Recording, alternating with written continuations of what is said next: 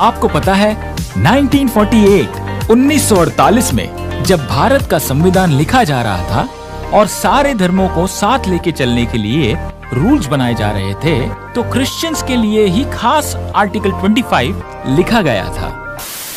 क्या आपको पता है सुसमाचार प्रचार करना यानी इवेंजलिज्म करना आपकी बुलाहट ही नहीं, मगर भारत देश के नागरिक होने के नाते ये आपका हक भी है। जी हाँ, आपने सही सुना। भारत देश के नागरिक होने के नाते सुसमाचार प्रचार करना या इवेंजलिज्म करना आपका कानूनी हक है। इसके लिए आपको कोई स्पेशल परमिशन लेने की जरूरत नहीं है। कोई भी कंट्री 3 तरीकों से चलती है। पहला, डेमोक्रेसी यानी लोकतंत्र। डेमोक्रेटिक यानी लोकतांत्रिक कंट्रीज में लोगों की सुन के सबका भला हो ऐसे रूल्स बनाए जाते हैं और वो उस देश की जनता पे लागू होते हैं। इन रूल्स के संग्रह को संविधान यानी इंग्लिश में कॉन्स्टिट्यूशन कहते हैं। दूसरा, तानाशाही, जिसको इंग्लिश में कहते हैं डिक्टेटरशिप।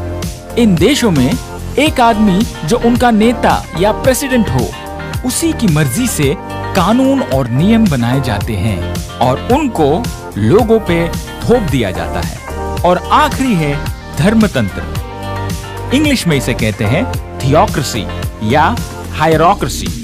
इन देशों में धार्मिक ग्रंथों और धार्मिक विश्वासों के आधार पे रूल्स एंड रेगुलेशंस बनाए जाते हैं और सारी जनता को उनको फॉलो करना पड़ता है, चाहे वो उस धर्म या धर्म ग्रंथ को माने या न माने। सौभाग्य से हमारा प्यारा देश डेमोक्रेटिक यानी एक लोकतांत्रिक देश है। भारत का संविधान आपको आपके धर्म और आपके विचारों को मानने और प्रोपेगेट करने यानी बांटने को अलाउ करता है। केवल भारत ही नहीं, किसी भी लोकतांत्रिक देश में ये अलाउड होता है। उसी की वजह से हमारे यहाँ के इस्कॉन मिशंस या कोई भी हिंदू धर्म गुरु किसी भी लोकतांत्रिक देश में जाके भारत के धर्म यानी सनातन धर्म का प्रचार कर सकते हैं।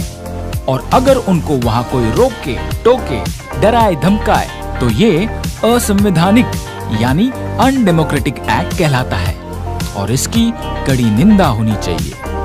क्या आपको पता है 1948 में जब भारत का संविधान लिखा जा रहा था और सारे धर्मों को साथ लेके चलने के लिए रूल्स बनाए जा रहे थे, तो क्रिश्चियंस के लिए ही खास आर्टिकल 25 लिखा गया था, क्योंकि क्रिश्चियंस का परम कर्तव्य है अपने विश्वास को औरों के साथ बांटना।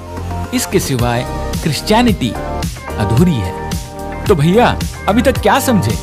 Marketing and propagation is allowed, force is not. प्रचार करो लेकिन जबरदस्ती नहीं।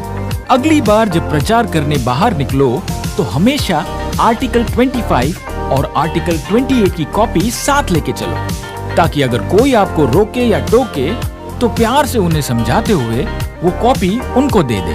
और कोई आपको पुलिस के पास ले जाने की चेतावनी देता है तो डरिए नहीं, आपने कोई कानून नहीं तोड़ा है। जय मसीह, जय हिंद, जय भारत। अगर आपको ईसाई होने के नाते सताया जा रहा हो तो आप हमसे निम्नलिखित टोल फ्री नंबर पर संपर्क कर सकते हैं। परसिक्यूशन रिलीफ जल्द से जल्द आपकी समस्या का हल निकालने और आपकी सहायता करने का प्रयास करेगा।